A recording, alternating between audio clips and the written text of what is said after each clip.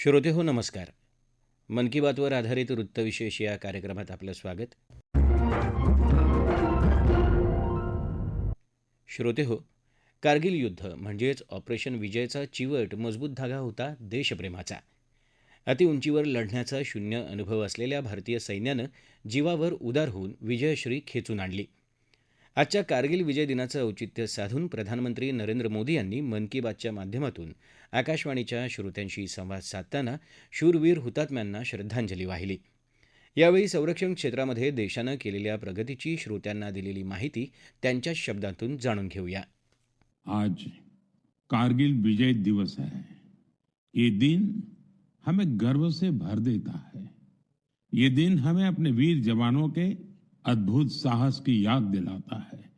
कारगिल की ऊंची ऊंची चोटियां, कठिन मौसम, दुश्मन की चुनौती, हर परिस्थिति हमारे सैनिकों के सामने थी, लेकिन उनका हौसला हर चुनौती से बड़ा था। उन्होंने मां भारती की रक्षा के लिए अपना सर्वस्व अर्पित कर दिया। आज कारगिल विजय दिवस पर मैं सभी वीर शहीदों और वीर सैनिकों को श्रद्धापूर्वक नमन करता हूं। इसी भावना से इस वर्ष एक विशेष शौर्य विजय यात्रा निकाली गई है। 14 जुलाई को दिल्ली के नेशनल वॉर मेमोरियल से शुरू हुई यह मोटरसाइकिल यात्रा द्रास के करगिल वॉर मेमोरियल तक पहुंचेगी। इसका संदेश है one ride, one nation, one salute. यह यात्रा हमें याद दिलाती है कि राष्ट्र के लिए दिया गया बलिदान कभी भुलाया नहीं जा सकता। भारत अपने सैनिकों के साहस के साथ साथ अपनी तकनीकी क्षमता को भी लगातार मजबूत कर रहा है। कुछ दिन पहले भारतीय नौसेना में आईएनएस महेंद्रगिरी शामिल किया गया। यह आधुनिक जंगी जहाज भारत में ही डिजाइन किया गया है, भारत में ही बना है। इसमें 75% से अधिक स्वदेशी सामग्री का उपयोग हुआ है। यह आत्मनिर्भर भारत की बढ़ती शक्ति का प्रतीक है। इसी महीने डीआरडीओ ने Pinaka long range guided rocket का भी सफल परीक्षण किया। इस सफलता के पीछे हमारे वैज्ञानिकों और इंजीनियरों का सामूहिक परिश्रम है। 2-3 दिन पूर्व ही डीआरडीओ ने कुशा मिसाइल का भी सफल परीक्षण किया है। साथियों, आज रक्षा उत्पादन हो, रक्षा निर्यात हो या मित्र देशों के साथ राजनीतिक सहयोग, भारत लगातार नई ऊंचाइयों की ओर बढ़ रहा है। इस महीने की शुरुआत में मैं इंडोनेशिया में था, जहां ब्रह्मोस और अस्त्र मिसाइलों के लिए एक बड़ा समझौता हुआ है। दुनिया का भरोसा भारत के रक्षा उपकरणों और तकनीक पर बढ़ रहा है। आइए इस करगिल विजय दिवस पर हम अपने अमर शहीदों को नमन करें और एक सुरक्षित, सक्षम और आत्मनिर्भर भारत के निर्माण का अपना संकल्प और मजबूत करें. श्रोते हो, यावेळी प्रधानमंत्र्यांनी डीआरडीओच्या कुशा या क्षेपणास्त्राच्या यशस्वी चाचणीचं तसंच आयएनएस महेंद्रगिरीच्या समावेशाचं कौतुक केलं. त्याचबरोबर इंडोनेशियाला ब्रह्मोस देण्याबाबतचा मोठा करार देशानं केल्याचं सांगितलं. श्रोते हो, देशातील युवकांनी विविध विषयांच्या ऑलिम्पियाडमध्ये मिळवलेल्या यशाची प्रधानमंत्र्यांनी आवर्जून दखल घेतली. त्याचबरोबर विज्ञानाच्या क्षेत्रात भारतानं सातत्यानं आघाडीवर असल्याचं त्यांनी नमूद केलं. यावेळी ते म्हणाले, हमारे युवा साथी साइंस में भी भारत का मस्तक ऊंचा कर रहे हैं। साइंस ओलंपियाड्स दुनिया के सबसे महत्वपूर्ण कंपटीशन में से एक है। इनमें बड़ी संख्या में स्टूडेंट्स हिस्सा लेते हैं। इस महीने फिजिक्स, केमिस्ट्री, बायोलॉजी और मैथमेटिक्स के ओलंपियाड हुए। इन कॉम्पिटिशन्स में भारतीय दल का प्रदर्शन शानदार रहा। फिजिक्स ओलंपियाड में हमारे सभी 5 स्टूडेंट्स ने गोल्ड मेडल जीते और भारत ने पहली रैंक हासिल की।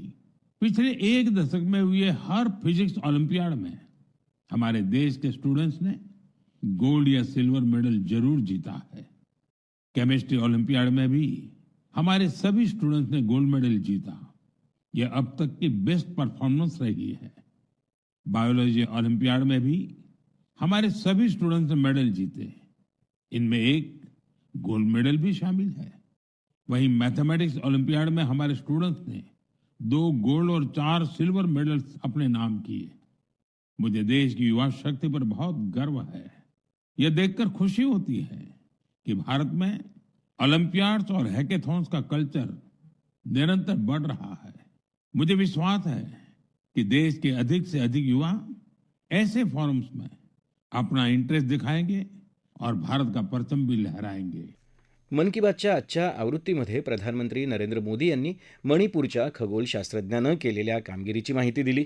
यामुळे अवघ्या देशाची मान अभिमानानं उंचावली असून आपल्या मातीचा सन्मान करणाऱ्या या संशोधकाविषयी सांगताना ते म्हणाले, अब मैं आपको एक ऐसे व्यक्ति के बारे में बताऊंगा जिनके बारे में सुनकर आपको बहुत गर्व होगा।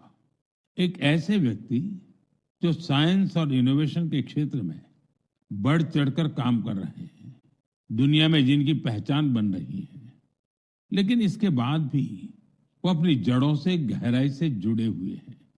अवसर मिलते ही वो अपनी मिट्टी का सम्मान करना नहीं भूलते। वो व्यक्ति हैं मणिपुर के डॉक्टर रोनाल्डो रेशराम जी। नाम उनका रोनाल्डो है, लेकिन काम से वो एक एस्ट्रोफिजिसिस्ट है। वे जापान में काम करते हैं और यंग गैलेक्सीज के एक विशाल समूह की खोज करने वाली टीम का हिस्सा रहे हैं। आप जानना चाहेंगे कि उन्होंने आखिर किया क्या है? दरअसल उन्होंने इस पूरे समूह का नाम मणिपुर की एक खूबसूरत झील से जोड़कर लोकटक प्रोटो क्लस्टर रखा है। लोकटक ताजे पानी की बहुत बड़ी झील है। लोकटक लेक में तैरती हुई फुमड़ी मिलकर एक अनोखा लैंडस्केप बनाती है। ऐसा लगता है कि विशाल समंदर में छोटे छोटे द्वीप तैर रहे हो। उसी प्रकार यूनिवर्स में ये यंग गैलेक्सीज भी एक विशाल संरचना का निर्माण करती है। आज मणिपुर की लोकटक केवल देश के मैप पर ही नहीं, बल्कि विशाल ब्रह्मांड में भी अपनी चमक बिखेर रही है। यह उपलब्धि हर भारतीय का गौरव बढ़ाने वाली है। इससे हमारे युवा साथियों को सीख मिलती है कि वे अपनी परंपरा से जुड़े रहकर भी नई ऊंचाइयों को छू सकते हैं। ये ऐसी जड़ें हैं जो सितारों की दुनिया को भी जगमगा सकती हैं। श्रोते हो, या पावसाळ्यात कॅच द रेन उपक्रम सर्वांनी राबवण्याचं आवाहन प्रधानमंत्र्यांनी आज केलं. तसंच देशभरात जलसाठे सरोवरं संवर्धनासाठी होत असलेल्या कामाची माहिती त्यांनी दिली. यात महाराष्ट्रातील नाशिकमध्ये जलसंवर्धन क्षमता विकसित झाल्याचा त्यांनी उल्लेख केला. आषाढ सुरू झाला की सणवारांचे दिवस सुरू होतात. श्रावणापाठोपाठ भाद्रपदमध्ये लाडक्या गणरायाचं आगमन घरोघरी होतं. सर्वांनी पर्यावरणस्नेही बनून गणेशोत्सव साजरा करण्याचं आवाहन प्रधानमंत्र्यांनी यावेळी केलं. याविषयी मनोगत व्यक्त करताना ते म्हणाले, कि हमें अपने देश की मिट्टी से ही बने गणेश जी की पूजा करनी चाहिए। जो पीओपी से बने गणेश जी होते हैं या विदेश से आई गणेश जी की प्रतिमा होती है, उसके बजाय हमें देश की मिट्टी से बने गणेश जी को घर में स्थापित करना चाहिए। इस विषय पर अनेक लोगों ने मुझे संदेश भेजा है और अपने विचार रखे हैं। लोगों ने बताया कि उन्होंने मेरे आग्रह को अपनाया है। उन्होंने स्थानीय मिट्टी से तैयार होने वाले गणेश जी को स्थापित करने का संकल्प लिया है।